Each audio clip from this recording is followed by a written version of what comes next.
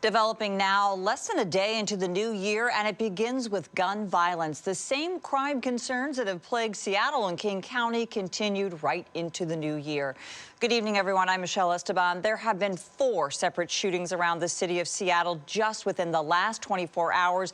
These shootings span from downtown to Pioneer Square, the Central District, and the Chinatown International District. And so far, only 1 arrest here. Gun violence had been on the rise, and so many have called for change in 2021. KOMO's Mo Hyder is live for us tonight in Seattle with local reaction to what has become a public health crisis. Mo.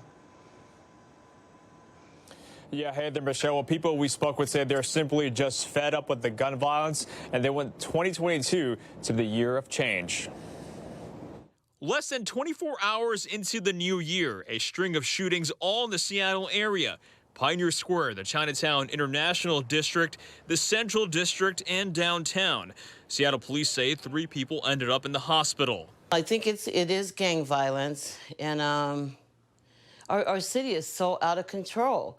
Victoria Beach works with families who have lost their loved ones to gun violence and also knows one of the victims. I just talked to him a couple weeks ago, and I'm always saying, be careful, be careful. I was shocked and hurt that he was one of the victims.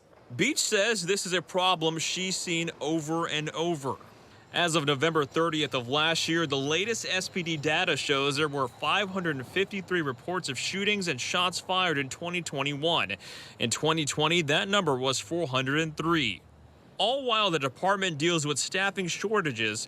Keith Wilson owns Bon Voyage Vintage in Pioneer Square, close to where one of the shootings happened. Just recently, in the past year and a half, it's really gone downhill. And the spike in gun violence has him concerned for his own safety. It's scary. It's definitely scary, but not surprising. Like, if I'm down here on a Saturday night, I have to come down here for something to drop something off. I'm in and out as quick as possible. But with the new year marks a new beginning as Bruce Harrell officially becomes mayor of Seattle. Beach and others are hoping 2022 will be the turning point and has this message. We don't have time to sit back and wait. We need to move fast before we lose one more young person. The new year brings with it new laws, ranging from the naming of mascots to restoring voting rights. KOMO's Keith Eldridge says the issues are very personal for the sponsors of the bills that will take effect in a matter of hours. It's happening all across the land, all across our state. The movement to do away with school mascots using Native American names and images, such as the North Central High School Indians in Spokane. In the center of my high school's office sits a glass case caging 2 presumably Indian mascots dressed in full regalia, symbolic of the defeated and extinct Native American, akin to animals in a zoo. Native American student Ivy Pete took her concerns to the state legislature. It makes it extremely difficult to validate my own identity when I am constantly being shown images of what I should look like or how I should act. State Representative Deborah Lekanoff sponsored the bill to ban the use of those mascots. She, too, is Native American, and so it's personal. When we see others in a mascot form using our regalia, using our deer hide using the salmon skin, using the feathers, using them in mockery. This is not a way in which we believe we're being honored as the first Washingtonians and the first Americans of this great country. The school mascot is now the Wolfpack. Other schools are following suit. Another new law with a personal attachment to the bill's author is the restoration of voting rights for felons who are no longer in custody. Sponsored by State Representative Tara Simmons of Bremerton, having served 30 months for low-level drug and theft crimes. This bill is very personal to me as a person who lost my right to vote due to a felony conviction. It is also a true honor to be here today as a state representative, an honor that is directly tied to my ability to successfully re-enter the community after incarceration and become a voter again. She went on to law school and fought the state bar all the way to the state Supreme Court to become a lawyer. And now she'll be able to vote. Keith Eldridge, KOMO News. Different day, same story. Developing right now, frustration continues to build up as people wait hours to get COVID-19 tests. Many sites around Puget Sound are still closed after the winter blast, and appointments are filling up fast. As health officials work to expand capacity, they say not everyone needs to wait in line for a test. KOMO's Tammy Matasso live with the breakdown on COVID-19 testing. You got our attention, Tammy.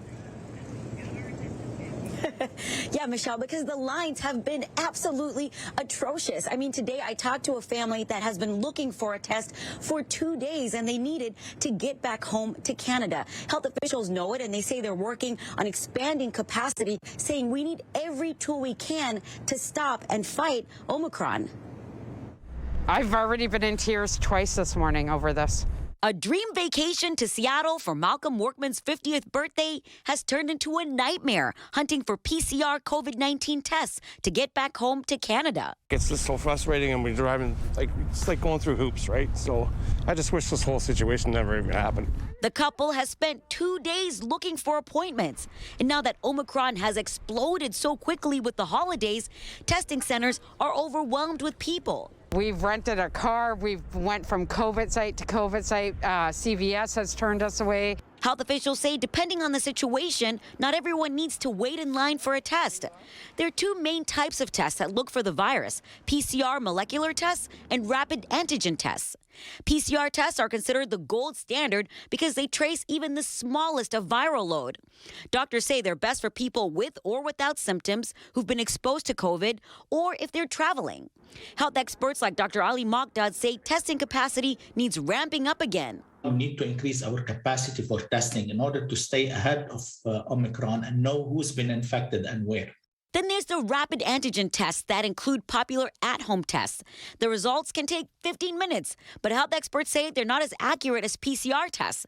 So experts say rapid antigen tests work best for people who have symptoms or need rapid results. They can also help for gatherings, but use them as close to the gathering as possible. And the only way we can do it safely if we test ourselves just before the event. And that's the only responsible way to do right now. Those still on the hunt hope officials make it easier for people to do the right thing. If you want us all to get tested, although we're triple vaccinated, you have to make testing available to us to get done.